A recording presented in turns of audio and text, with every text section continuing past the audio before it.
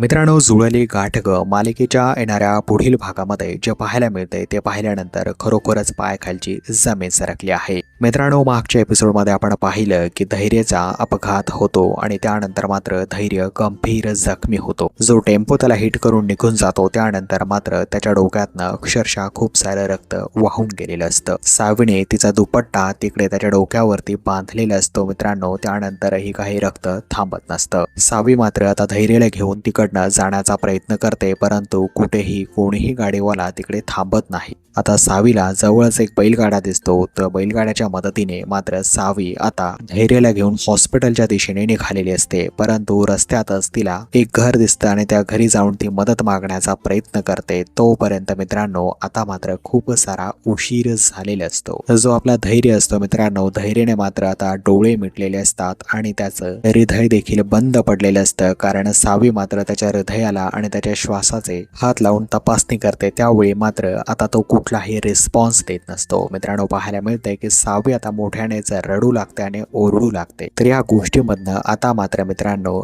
जो धैर्य आहे तो मरण पावल्याचं पाहायला मिळते. तर मित्रांनो, काही दैवी चमत्कार होतोय का धैर्याला वाचवण्यासाठी हे पाहणं खरंच इंटरेस्टिंग आणि जबरदस्त ठरलं आहे. कारण मित्रांनो, ही एक सिरियल आहे. या सिरियलमध्ये काहीही कधीही घडू शकतं. तर मित्रांनो, येणाऱ्या भागांमध्ये काय होईल हे पाहण्यासाठी तुम्ही नक्कीच आपल्या चॅनलला सबस्क्राईब करा. सोबतच बेल आयकॉन दाबायला मात्र विसरू नका मित्रांनो.